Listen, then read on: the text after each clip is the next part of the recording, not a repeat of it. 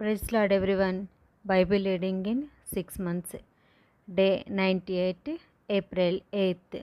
సామెతల గ్రంథం 13వ అధ్యాయం నుండి చదువుకుందాం. తండ్రి శిక్షించిన కుమారుడు జ్ఞానం కలవాడగును. అపహాసకుడు గద్దింపునకు లోబడడు. నోటి ఫలము చేత మనుషుడు మేలును అనుభవించును. విశ్వాసఘాతకులు బలత్కారం చేత నశించెదరు. తన నోరు కాచుకొనువాడు తన్ను కాపాడుకొనును. ఊరక మాట్లాడువాడు తనకు నాశనం తెచ్చుకొనును. సోమరి ఆశపడును, కానీ వాని ప్రాణమునకేమీ దొరకదు. శ్రద్ధగల వారి ప్రాణము పుష్టిగా ఉండును. శ్రద్ధగల వారి ప్రాణము పుష్టిగా ఉండును. నీతిమంతునికి కళ్ళమాట అసహ్యము. భక్తిహీనుడు నిందించుచు అవమానపరచును. యథార్థవంతునికి నీతియే రక్షకము. భక్తిహీనత పాపులను చెరిపివేయును. ధనవంతులమని చెప్పుకొనుచు లేమిడి కలవారు కలరు. దరిద్రులమని చెప్పుకొనుచు బహుధనం కలవారు కలరు. ఒకని ప్రాణమునకు వాని ఐశ్వర్యము ప్రాయచిత్తం చేయును. దరిద్రుడు బెదిరింపు మాటలు వినడు. నీతిమంతుల వెలుగు తేజరిల్లును. భక్తిహీనుల దీపము ఆరిపోవును. గర్వము వలన జగడమే పుట్టును. ఆలోచన వినువారికి జ్ఞానము కలుగును. మోసము చేత సంపాదించిన ధనము క్షీణించిపోవును. కష్టం చేసి కూర్చుకొనివాడు తన ఆస్తిని వృద్ధి చేసుకొనును. కోరిక సఫలం కాకుండా చేత హృదయము నొచ్చును. సిద్ధించిన మనోవాచ జీవవృక్షము. ఆజ్ఞను తిరస్కరించేవాడు అందువలన శిక్ష నొందును. ఆజ్ఞ విషయమై భయభక్తులు కలవాడు లాభము పొందును. జ్ఞానుల ఉపదేశము జీవపు ఊట, అది మరణపాశంలో నుండి విడిపించును. సుబుద్ధి దయను సంపాదించును. విశ్వాసఘాతకుల మార్గము కష్టము. వివేకులందరూ తెలివిగలిగి పని జరుపుకొందరు. భక్తిహీనుడు మూర్ఖతను వెల్లడిపరచును. దుష్టుడైన దూత కీడునకు లోబడును. నమ్మకమైన రాయబారి ఔషధము వంటివాడు. శిక్షను ఉపేక్షించు వారికి అవమాన దారిద్ర్యతలు ప్రాప్తించును. గద్దింపును లక్ష్యపెట్టువాడు ఘనత నొందును. ఆశ తీరుట ప్రాణమునకు తీపి. చెడుతనమును విడిచుట మూర్ఖులకు అసహ్యము. జ్ఞానుల సహవాసము చేయవాడు జ్ఞానం కలవాడగును. మూర్ఖుల సహవాసం చేయవాడు చెడిపోవును. కీడు పాపులను తరుమును. నీతిమంతులకు మేలు ప్రతిఫలముగా వచ్చును. మంచివాడు తన పిల్లల పిల్లలను ఆస్తికర్తలుగా చేయును. పాపాత్ముల ఆస్తి నీతిమంతులకు ఉంచబడును. బీదలు సేద్యపరచు క్రొత్త భూమి విస్తారముగా పండును. అన్యాయము వలన నశించువారు కలరు. బెత్తము వాడని వాడు తన కుమారునికి విరోధి. కుమారుని ప్రేమించువాడు వారిని శిక్షించును. నీతిమంతుడు ఆకలి తీరా భోజనము చేయును. భక్తిహీనుల కడుపునకు లేమి కలుగును. సామెతల గ్రంథం 14వ అధ్యాయము. జ్ఞానవంతురాలు తన ఇల్లును కట్టును. మూఢురాలు తన చేతులతో తన ఇల్లు ఊడబెరుకును. యథార్థంగా ప్రవర్తించువాడు యెహోవాయందు భయభక్తులు కలవాడు.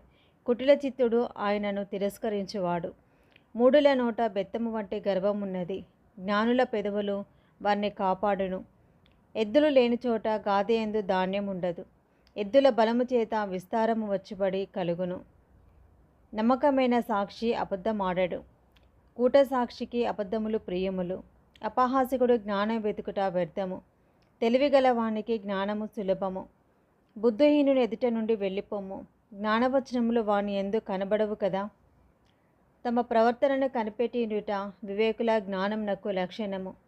మోసకృత్యములే భక్తిహీనులు కనబర్చు మూఢత. మూఢులు చేయు అపరాధ పరిహారార్థ బలి వారిని అపహాస్యము చేయును.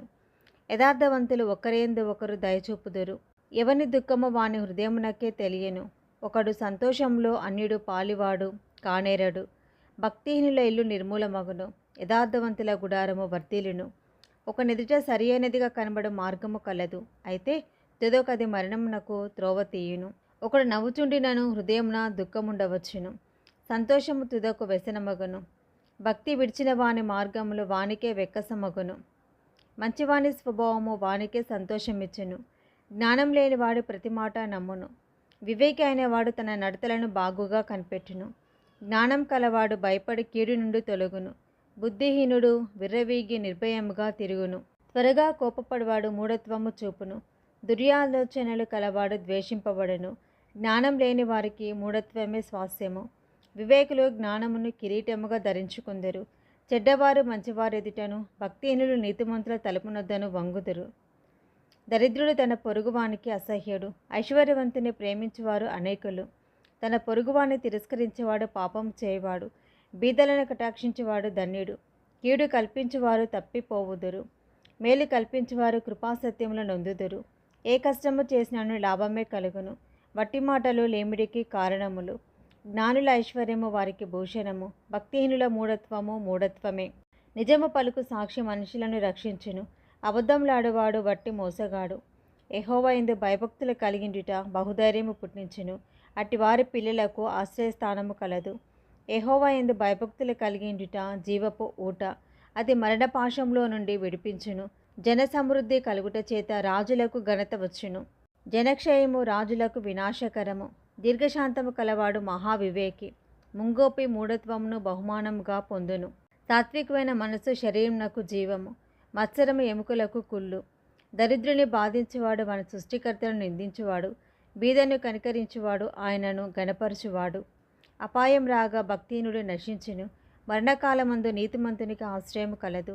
తెలివిగల వాని హృదయమందు జ్ఞానము సుఖనివాసము చేయును. బుద్ధిహీనుల అంతరంగంలోనున్నది బయలుపడును. నీతి జనములు ఘనతకెక్కుటకు కారణము.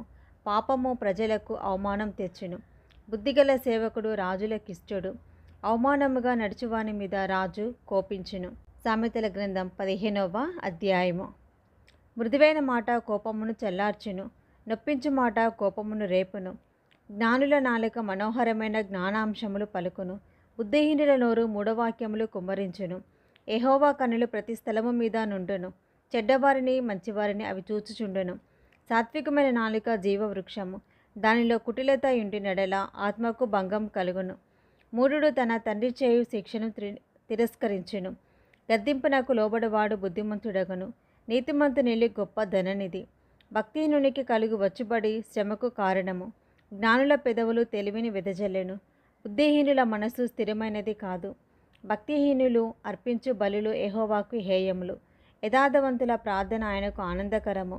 భక్తిహీనుల మార్గము యెహోవాకు హేయము. నీతిని అనుసరించు వానిని ఆయన ప్రేమించును. మార్గము విడిచిన వానికి కఠిన శిక్ష కలుగును. గద్దింపును ద్వేషించువారు మరణం నొందుదురు. పాతాళమును అగాధ కూపమును యెహోవాకు కనబడుచున్నవి. నరుల హృదయములు మరి తేటగా ఆయనకు కనబడును కదా. అపహాసకుడు తన్ను గద్దించువారిని ప్రేమించాడు. వాడు జ్ఞానుల యొద్దకు వెళ్ళడు. సంతోష హృదయము ముఖమునకు తేటనిచ్చును. మనోదుఃఖము వలన ఆత్మ నలిగిపోవును. బుద్ధిమంతుని మనస్సు జ్ఞానము వెదకును. బుద్ధిహీనుల మూఢత్వము భుజించెదరు. బాధపడువారి దినములన్నయు శ్రమకరములు. సంతోష హృదయునికి నిత్యము విందు కలుగును.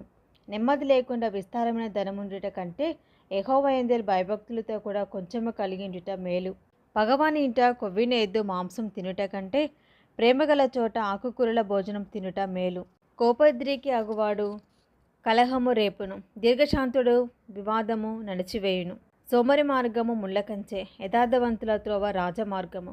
జ్ఞానము గల కుమారుడు తండ్రిని సంతోషపెట్టును. బుద్ధిహీనుడు తన తల్లిని తిరస్కరించును. బుద్ధి లేని వానికి మూఢత సంతోషకరము. వివేకం గలవాడు చక్కగా ప్రవర్తించును. ఆలోచన చెప్పువారు లేని చోట ఉద్దేశములు వ్యర్థమగును. ఆలోచన చెప్పువారు బహుమంది ఉండేడలా ఉద్దేశములు దృఢపడును. సరిగా ప్రత్యుత్తరం ఇచ్చిన వానికి దాని వలన సంతోషము పుట్టును. సమయోచితమైన మాట ఎంత మనోహరము. కిందనున్న పాతాళమును తప్పించుకొనవలనని బుద్ధిమంతుడు పరమునకు పోవు జీవమార్గమున నడుచుకొనును. గర్విష్ఠులిల్లు యెహోవా పెరికివేయును. విదర్వాలి పొలిమేరను ఆయన స్థాపించును. దురాలోచనలు యెహోవాకు హేయములు. దయగల మాటలు ఆయన దృష్టికి పవిత్రములు. లోబి తన ఇంటి వారిని బాధపెట్టును. లంచం నశయించుకొనువాడు బ్రతుకును.